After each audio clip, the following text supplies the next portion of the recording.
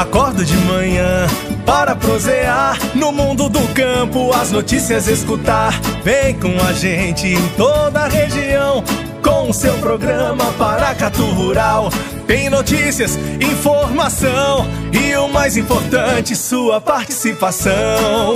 Programa Paracatu Rural. Programa Paracatu Rural. Bom dia, que bela manhã, fresquinho, com essa chuvinha que deu aí nessas últimas horas, né?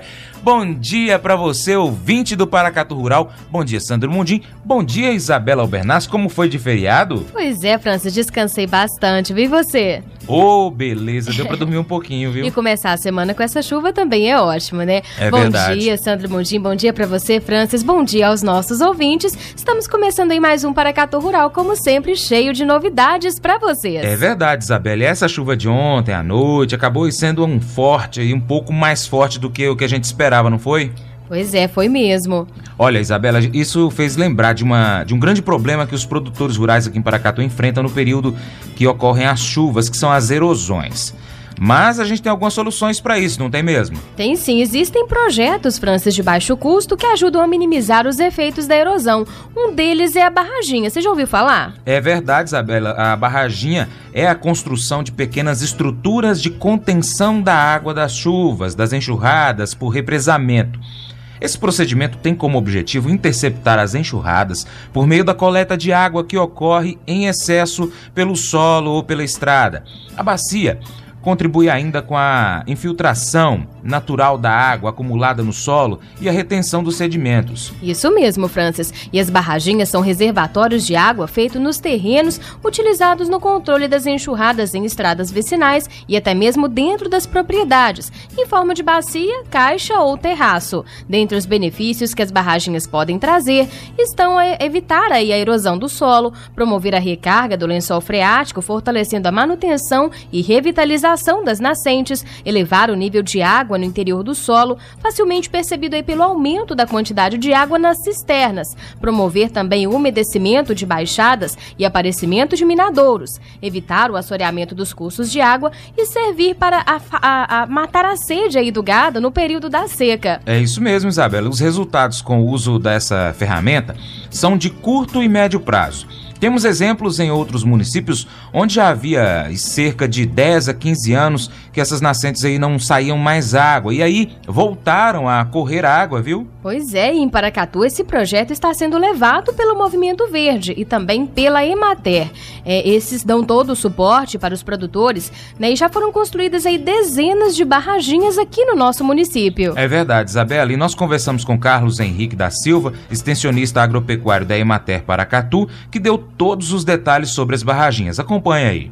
As barraginhas ou bacias de captação de água das chuvas, enxurradas, elas são utilizadas para questão de controle de erosão e para segurar a água da chuva para que ela possa se infiltrar no solo, assim, recarregando assim o lençol freático. Ela, como eu já disse, ela é utilizada na conservação de água e de solo. Ela visa segurar a erosão, né? Evitar assim, a questão da erosão em sulca, a erosão laminar, né? E ela hoje é muito difundida também para a questão de estradas. Ela é utilizada para recuperação de estradas, porque nas estradas tem muito carreamento de água no momento das chuvas e que vão para os corpos d'água, né? Nascentes, rios, córregos, junto com as bacias de captação de água da chuva ou de enxurrada, também são utilizadas outras técnicas, né, de conservação de solo, tipo terraços, também questão de preservação de nascentes, tem o cercamento de nascentes. Então as barraginhas são utilizadas paralelamente como técnicas, né, de preservação ambiental, de preservação do solo e da água, que ela não é de tamanho muito grande, nem é recomendável fazer ela em tamanho muito grande. E, assim, basicamente o produtor vai gastar com a questão da máquina mesmo, né? Ele vai utilizar aquelas áreas onde já está começando, se iniciando um processo erosivo por causa da enxurrada, e ali ele vai fazer o bolsão. Esse bolsão ele é de tamanho variável, de acordo com o tipo de solo. Por exemplo, em solos argilosos ele tem que ser maior, porque a velocidade de infiltração da água é menor, e em solos arenosos ele pode ser menor, de tamanho menor, porque a água infiltra com mais rapidez. Ele pode estar consultando a Emater. A única restrição é porque essas barraginhas elas não podem ser feitas em área de preservação permanente, né? Então, é sempre bom ele consultar o órgão ambiental, né? IEF, Supram, no nosso caso de Minas Gerais, e a própria Emater para uma recomendação técnica adequada à realidade do produtor. E o mais legal, Francis, é que além de todos os benefícios citados aí pelo Carlos, as barraginhas ainda servem de bebedouro para os animais nas propriedades rurais. Exatamente, Isabela. O Carlos também falou sobre isso, escuta aí. Assim, a função principal dela é justamente estar segurando a água para infiltrar no solo. Mas em alguns casos, o gado pode beber dessa água. Em alguns casos é a única fonte, em determinadas propriedades, é a única fonte de bebida para o gado, né? Em regiões onde a seca é mais forte, né? Assim, utiliza-se também para armazenar água para bebida de animais. Sim, já tem. A própria prefeitura municipal, ela tinha um programa de construção de barraginhas. Hoje esse programa ainda está em funcionamento. Tem ONGs que fazem esse trabalho. A própria Emater, ela tem um convênio com a Codevasf, que a gente vai estar fazendo na comunidade, nas comunidades próximas à Bacia do Santa Isabel, vai estar fazendo essas atividades, implantando essas obras. No caso, seria terraços, seria as barraginhas e cercamento de nascentes. Mas, assim, já é uma prática bem difundida no meio rural. Paracatu Rural. Hoje é dia de comprar barato. Hoje é Terça Louca Supermercado Paracatu. Preço baixo no açougue, frutas e verduras, panificadora, frios, enlatados, produtos da cesta básica. É preço baixo em todo o supermercado para você e sua família economizar muito mais em suas compras. Vá ao Supermercado Paracatu, o mais completo e mais barato de Paracatu. Terça Louca Supermercado Paracatu. Essencial no seu dia a dia. Aberto hoje até às 21 horas. Posto Cruzeiro, posto de combustíveis, peças, acessórios e serviços para veículos leves e pesados, ferramentas, peças para máquinas agrícolas, troca de óleo e lubrificantes, aluguel de equipamentos para construção civil e completa lanchonete. Posto Cruzeiro, qualidade de quem é líder, confiança de quem tem 55 anos de estrada. Posto Cruzeiro, a amizade que faz a diferença e te transforma em muito mais que um cliente, um parceiro do nosso sucesso. Paracatu Rural. Carne bovina sem osso no atacado segue com trajetória de alta acima da inflação. Os preços dos cortes de traseiro, produtos que sofrem maior interferência no cenário macroeconômico para o escoamento, descreveram no último mês trajetória que não condiz com a situação de consumo do brasileiro. Isso mesmo, Isabela. Esse produto acumulou em média alta de 6% em 30 dias. O dianteiro, no mesmo período, teve valorização de 1,5%. Esse movimento vai contra o que tem acontecido desde o começo de 2015.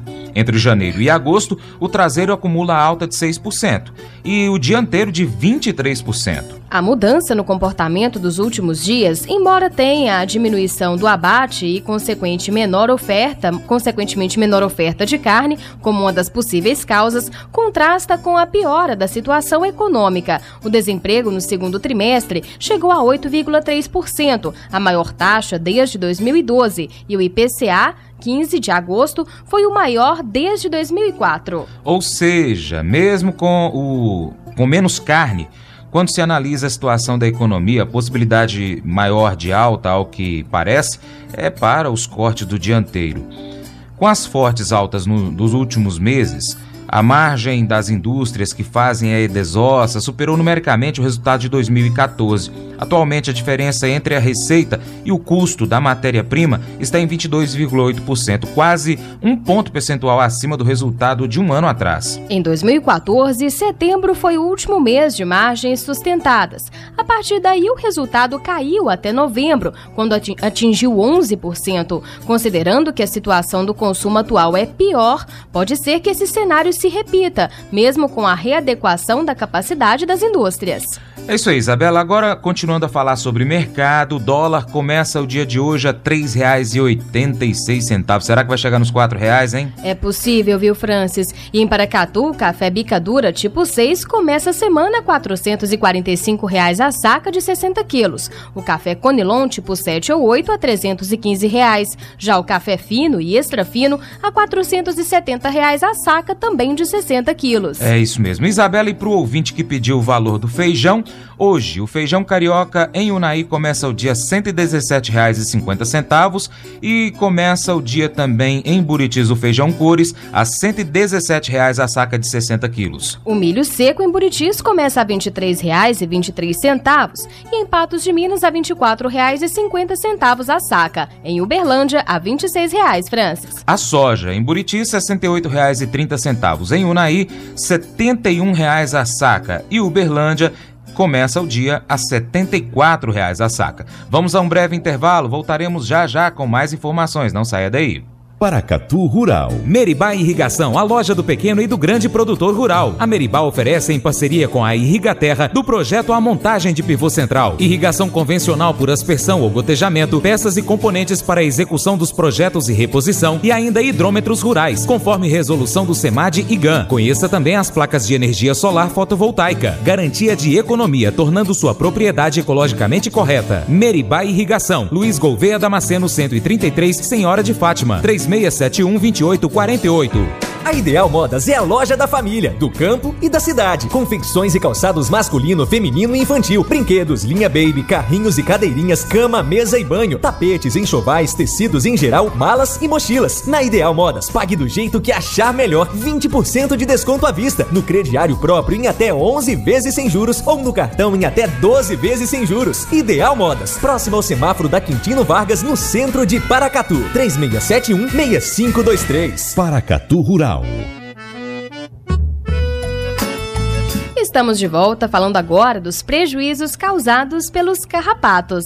Os carrapatos são ectoparasitas importantes para a pecuária de leite, sendo que cerca de 75% da população bovina mundial é atingida por esse parasitismo. As regiões tropicais e subtropicais apresentam condições favoráveis para o desenvolvimento dos carrapatos, que vivem nesses países em condições naturalmente endêmicas. O ciclo do carrapato tem duração variável de acordo com a estação do ano, constando das fases de ovo, larva, ninfa, adulto macho e fêmea. É isso mesmo, Isabela. Os prejuízos causados por esse ectoparasita estão associados à perda de peso, baixa conversão alimentar, a redução na produção de leite, perdas na qualidade do couro, toxicoses, lesões de pele que favorecem a ocorrência de anemia e transmissão de agentes patógenos que provocam graves enfermidades. Todavia, este último fator é o que ocasiona os mais altos prejuízos indiretos, destacando-se a diminuição na produção de leite, redução da natalidade,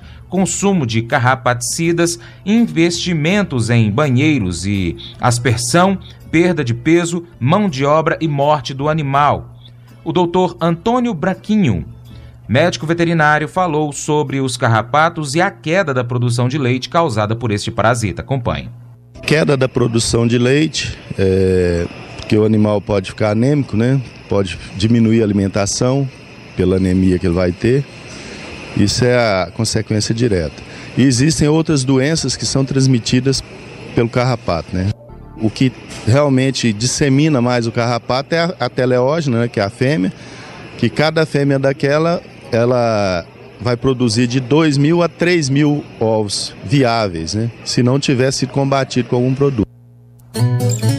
E ao se alimentar, o carrapato pode introduzir no organismo do hospedeiro alguns agentes patogênicos. A lista de agentes infecciosos capazes de serem transmitidos pelos carrapatos é bastante extensa, compreendendo vírus, protozoários, bactérias, espiroquetas e até mesmo filárias. Dentre as doenças mais importantes, pode-se salientar a anaplasmose e a babesiose, comumente denominadas tristeza parasitária bovina. Já o agrônomo Alessio Faria falou sobre o combate do carrapato. Escuta só.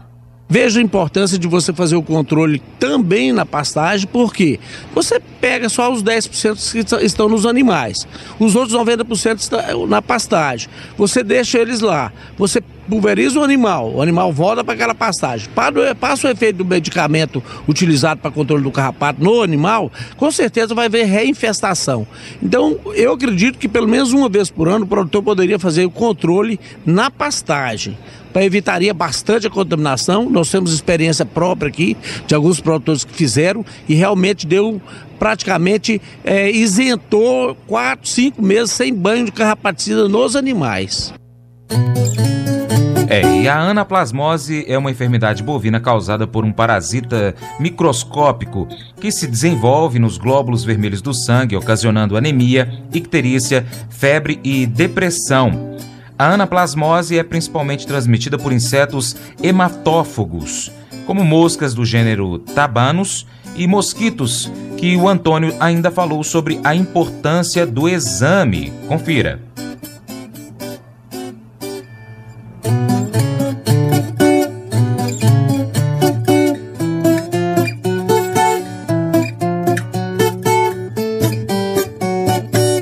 Fundamental que o animal tem que ser examinado para ver se realmente ele precisa daquela medicação. Principalmente o animal produtor de leite, que esse tipo de produto, eles têm carência no leite. Então se você fizer, dependendo do produto, vai ter uma carência longa, né, e aí você vai ter que descartar o leite muito tempo. E às vezes não é o caso de tratamento. Se o veterinário diagnosticar a doença, aí sim, precisa. Babesioses e anaplasmoses podem ocasionar sérias perdas quando os animais suscetíveis aos carrapatos e às enfermidades que eles transmitem, principalmente os adultos, são deslocados de áreas livres para uma zona infestada por carrapatos. Infelizmente, essa prática acontece com frequência e exige uma prévia imunização, que apresenta elevados custos e riscos de perda de uma porcentagem dos animais durante o processo, Francis. Isabela, tem que tomar muito cuidado com essas questões aí de carrapatos e outros parasitas, né? E a gente vai estar sempre trazendo as informações aqui no Paracatu Rural. Mas o papo tá bom, mas a gente vai ter que ir embora.